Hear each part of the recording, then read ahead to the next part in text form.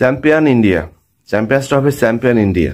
এবং সেই কথাটা আমি শুরু থেকেই বলে আসতেছিলাম, যে বলার ফলে ইন্ডিয়া যে চ্যাম্পিয়ন হয়েছে, আমার মনে হয় ক্রিকেট বিশ্বে বিশেষ করে পাকিস্তানের ক্রিকেটার এটা কোনোভাবেই মানতে পারতেছে না।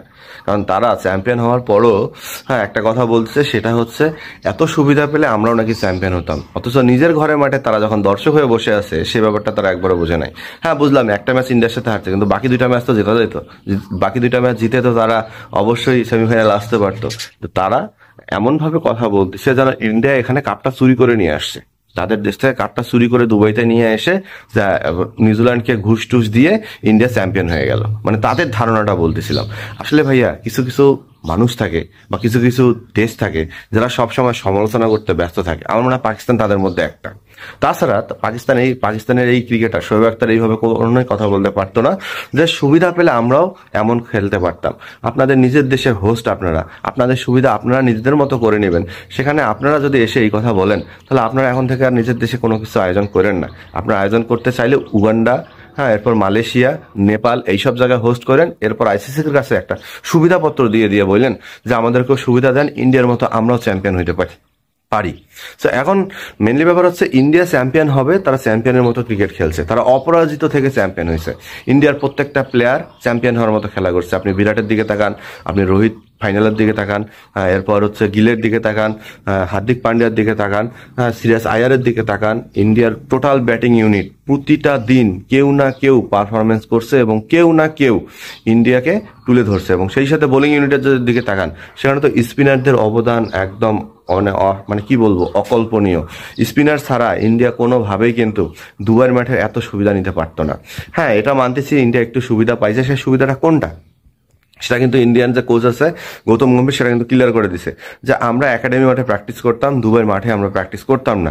কিন্তু এখানে একটা কথা হচ্ছে কি, একটা মাঠে যদি প্রতিদিন খেলা হয়, সেখানে কিন্তু অবশ্যই একটা টিম, যে টিম না অভিজ্ঞ টিম, যে টিমের অভিজ্ঞতার কোনো কমতি নাই, যে টিমে মাস্টার মাইন্ডদের কোনো কমতি নাই, তারা যখন একটা মাঠে প্রতিদিন খেলে তখন তারা কিন্তু অটোমেটিকলি ওই মাঠের কন্ডিশন বুঝে যায়।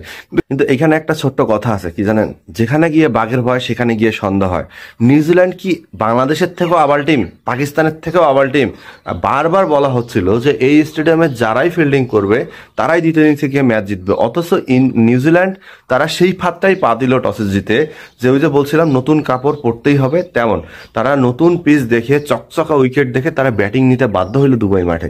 আচ্ছা, আমি একটা জিনিস এইভাবে চ্যাম্পিয়ন্স ট্রফিতে কোনোভাবে বুঝলাম না, যারাই টসে জিতছে তারাই ব্যাটিং নিছে। মানে এখানে ব্যাপারটা কি, না আসলে ব্যাপারটা কি? কারণ হচ্ছে এটা কি মানে কোনো টোপ যে যারা এখানে খেলতে আসবে ইন্ডিয়ার সাথে তারাই ব্যাটিং নিবে? মানে এটা কি তাকে ফোর্স করা হয়েছিল, নাকি মাথার মধ্যে বন্দুক ঠেকানো হয়েছিল যে এই টসে জিতলে তোকে ব্যাটিং করতে হবে, কোনোভাবে ফিল্ডিং নামতে পারবি না? তাছাড়া এভাবে টসে জিতে এই উইকেটে কি কেউ ব্যাটিং করে?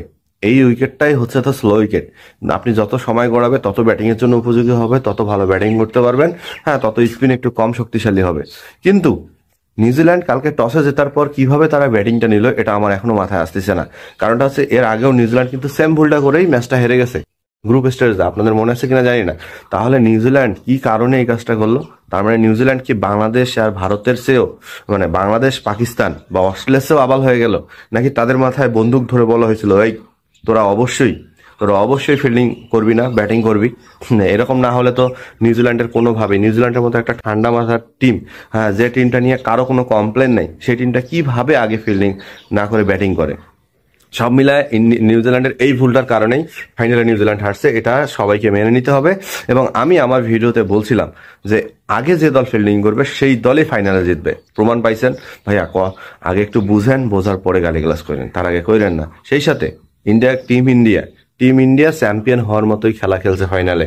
কারণ যখনই দেখছে যে তারা ফিল্ডিং করবে আগে, তখন টিম ইন্ডিয়ানের একাদশে একদম স্পিনের সরাসরি, এবং সেই স্পিন বিষে নিউজিল্যান্ড একবারে ধ্বংস।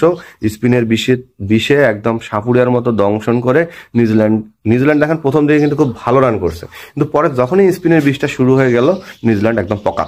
এবং সেই পকাতের কারণে যে রানটা হয়েছে, এই স্টেডিয়ামের এভারেজ রান হচ্ছে 265, সেখানে তারা 200-250 রান করে তো ভাইয়া ইন্ডিয়ার সাথে জেতা সম্ভব না। এটা তো আর ইন্ডিয়ার বাংলাদেশ না যে আপনাকে দ্বিতীয় ইনিংসে ব্যাটিং করেও ছড়া দেবে। এখানে মাঠের কন্ডিশন, পিচের কন্ডিশন সবটা নিয়ে ইন্ডিয়ার সাথে নামতে হবে, এবং সেই সাথে রানের কন্ডিশন, এবং সেখানেই নিউজিল্যান্ড ফেল, যার ফলে নিউজিল্যান্ডের যে দলের নেতা আছে তিনিও প্রেস কনফারেন্সে এসে বলল আমরা টসে জিতে ব্যাটিং করাটাই আমাদের ভুল ছিল। আরে ভাই, একটা সাধারণ ক্রিকেট নলেজ নিয়ে একজন ক্রিকেট ফ্যান হয়ে বুঝতেছি যে এই মাঠে ফিল্ডিং ছাড়া কখনো ব্যাটিং করা যাবে না আগে, অথচ আপনারা এত বড় মাস্টার মাইন্ড হয়ে এত অভিজ্ঞ হয়েও এই মাঠে আপনারা আগে ব্যাটিং করতেছেন, তাহলে আপনাদের তো হারাটা স্বাভাবিক। সেখানে আমার মনে হয় কি জানেন, টিম ইন্ডিয়ার ভাগ্যটা মনে হয় অনেক ভালো, ভাগ্যের জোরেই মনে হয় টিম ইন্ডিয়া চ্যাম্পিয়ন হয়েছে। কারণ দেখেন লাস্ট 15টা ওডিআইতে রোহিত শর্মা একটাও টসে জিততে পারে নাই, একটা টসও জিততে পারে নাই, অথচ প্রত্যেকটা ম্যাচ জিতছে। সো এটাই মনে হয় ভাগ্য, কারণ ওই যে ভাগ্যে থাকলে ঠেকায় গে, আর ইন্ডিয়ার অবস্থাও ঠিক তেমন হয়েছে। সো আমরা যারা দেখছেন সাবস্ক্রাইব করতে ভুলেন না।